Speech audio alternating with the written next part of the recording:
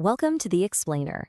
Today, we're going to recount the story of the Titanic's maiden voyage.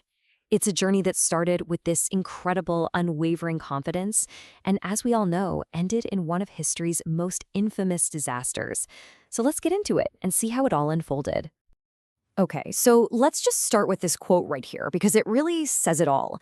This is from the managing director of the White Star Line before the ship has even left Southampton. This wasn't just optimism, it was this declaration of absolute invincibility, and it really sets the stage for everything that's about to happen. So this was a ship of dreams. The year is 1912, and the RMS Titanic is way more than just a ship. People saw it as a floating city, a real testament to human ingenuity. I mean, it was the largest moving object ever made by man, a vessel so advanced that the idea of a disaster was considered literally unthinkable. And that feeling went all the way to the top. Even her veteran captain, Edward Smith, who was actually on his final voyage before he planned to retire, he remarked on how easy his job had become.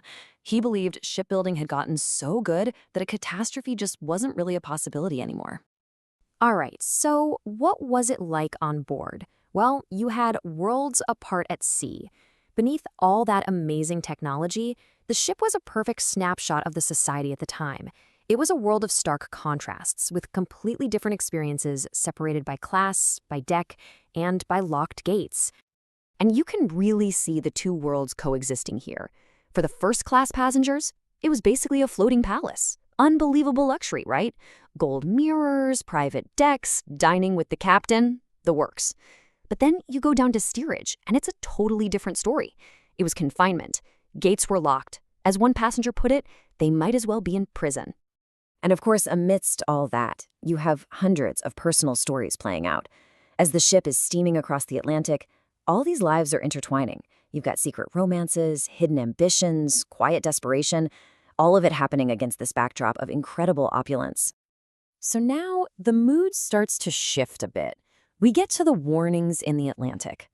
See, as the Titanic is racing toward New York, trying to set a new speed record, by the way, a series of really critical warnings starts to come in from other ships. And these warnings, they would go unheeded. So look at this. All day, messages are coming in. In the morning, a ship says they passed icebergs. In the afternoon, another message about ice conditions.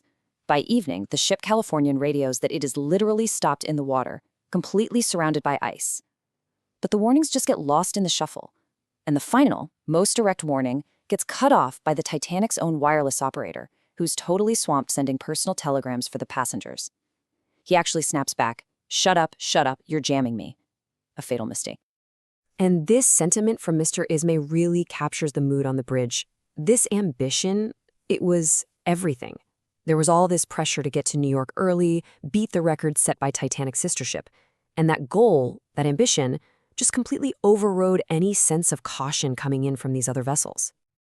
And then, on the calm, moonless, and unusually cold night of April 14th, right in the middle of the North Atlantic, the unthinkable happens. The lookout, a man named Frederick Fleet, he spots it first. It's just a shape, darker than the dark sea, dead ahead. The warning bell rings 3 times, the call goes down to the bridge. But the ship is just so massive, and it's moving so fast. A quick turn is just impossible. The initial reaction on the bridge, it's just pure disbelief. After a whole career of totally uneventful voyages, Captain Smith just struggles to comprehend that his unsinkable ship has been mortally wounded. Impossible. And among the passengers, it's the same thing. Most were woken up by what just felt like a slight shudder. The incident is dismissed. Some people actually go out on deck to play with the ice that had fallen from the iceberg, totally unaware of the danger just below them. But that feeling of safety didn't last. Within minutes, the horrifying reality starts to set in. The damage is catastrophic. And that whole promise of safety, of technological perfection, it just evaporates into panic and confusion. So here's the fatal flaw. The ship had these celebrated watertight compartments. The whole idea was that it could stay afloat even if 4 of them flooded. But the iceberg breached 5. And there was another huge design problem. The walls between the compartments didn't go all the way up to the top. So as the first few compartments filled with water, the bow was pulled down, and water just started spilling over the top of each wall into the next one, just like filling up an ice cube tray.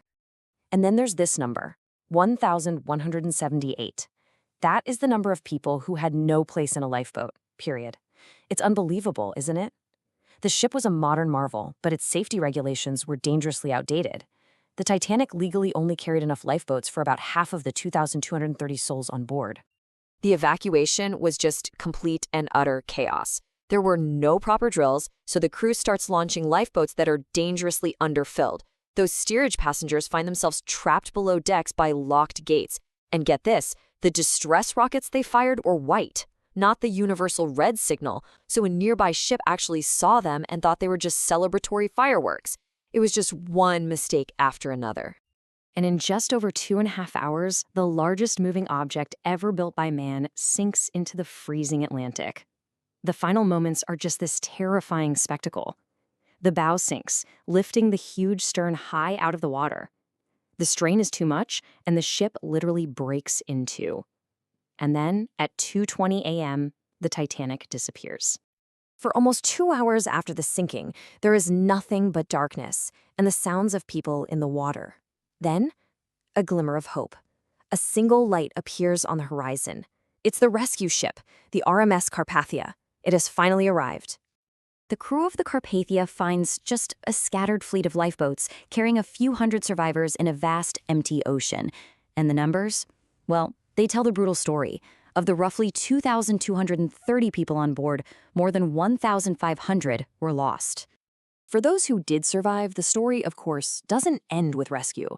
It continues with a lifetime of trauma, shock, and these haunting memories of that night, the sounds of the sinking, and then what so many of them described as a deafening, terrible silence. And this reflection from a survivor really gets to the heart of it. For them, and for the thousands who were lost, the journey just ended, in a way no one could have ever predicted. It cut futures short and changed destinies in just a few hours. And that leaves us with this final thought about how some journeys are defined not by how they begin, but by their unforeseen endings. A story that began with so much promise, but ended as a tragedy that would echo through history forever.